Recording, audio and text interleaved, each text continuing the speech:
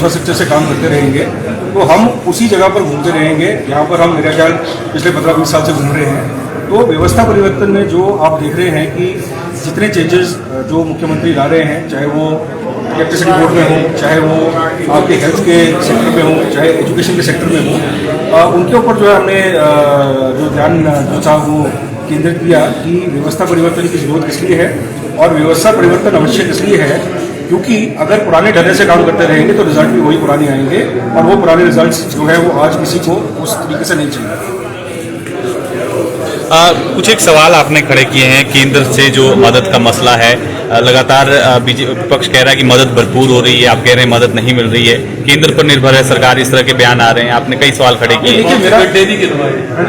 मेरा सवाल बड़ा सिंपल था कि केंद्र सरकार जो पैसा देती है वो कहीं किसी के घर से लाके नहीं देती, वो हर हिमाचली का पैसा है। हम जीएसटी के रूप में जो भी हम उपभोग करते हैं, चाहे हम नमक खरीदें कुछ भी खरीदें, एक जो है जीएसटी हम देते हैं, उस जीएसटी का हिस्सा जो है उसका एक पार्ट हमें मिल जाता है, एक पार्ट नहीं है। तो मेरा प्रश्न यही था कि वो किसी के घर से पैसा नहीं, उसके ऊपर मैं चर्चा करना चाहूँगा।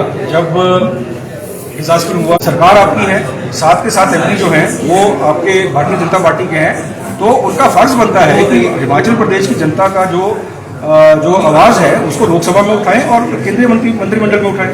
इसके अलावा जो अंशदान का पैसा है एनपीएस का, वो लगभग 10,000 करोड़ के आसपास पड़ा हुआ है। ये अंशदान इसलिए देना पड़ा था क्योंकि उस समय आपकी पेंशन नहीं थी। अब जब सरकार ने अंडरटेकिंग ले ली है या ओल्ड पेंशन स्कीम के अंदर आ गए हैं, कर्मचारी हित में जो है हम लगा सकें। और तीसरी चीज, जब हमने ओपीएस दी तो जो हमारी बोरोइंग लिमिट थी, वो बोरोइंग लिमिट को फाइनेंस मिनिस्ट्री ने लगभग 1600 करोड़ से घटा दिया है। अगर आप तीनों को देखेंगे लगभग 22,000 करोड़ के आसपास का ये डेफिसिट है जो बन रहा है।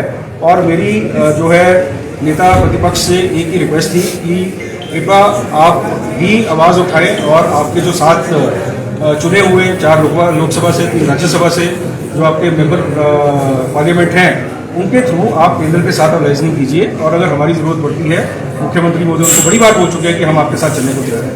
सर लाल सेब लाल देखिए, ऐसा है कि ये सेब हमारे लिए, हमारी आर्थिकी के लिए बहुत ही महत्वपूर्ण है। 4 जिले लगभग काफ़ी हद तक जो है सेब के ऊपर निर्भर करते हैं। 5,000 करोड़ की अर्थव्यवस्था है और हमने इनका जो ट्रेंड देखा है उस ट्रेंड के हिसाब से हमको थोड़ा डर लगा हुआ है। और वो डर इसलिए लगा है कि 2023 में जब प्रेसिडेंट जो बाइडन हिंदुस्तान आने वाले थे, उससे पहले केंद्र की भारतीय जनता पार्टी सरकार ने वॉशिंगटन सेब के ऊपर ड्यूटी 70% से घटाकर 50% कर दी। इसका खमियाजा ये हुआ कि जो इम्पोर्ट 4,450 मीट्रिक टन था वो 19 गुना बढ़कर 1,75,000 करोड़ हो गया। अब आप देखिए कि सस्ता सेब जब बाहर से आएगा तो हिमाचली बागवान जो है अपना सेब कैसे बेच पाएगा। तो अभी श्री डोनाल्ड ट्रंप जी ने ये एक घोषणा और धमकी दी है कि जो टैरिफ आप मेरे पे लगाओगे मैं भी आप पे वही टैरिफ लगाऊंगा। तो उसके अंतर्गत हम ये बोल रहे थे कि अगर जो प्रेसिडेंट ट्रंप हैं वो अगर प्रधानमंत्री मोदी जी के ऊपर दबाव डालते हैं सेब की ड्यूटी को कम करने के लिए, तो आप कृपया करके उनको बोलिएगा कि ये अनर्थ आप ना होने दें, क्योंकि हमारी पूरी सेब की आर्थिकी जो है वो तबाह हो जाएगी।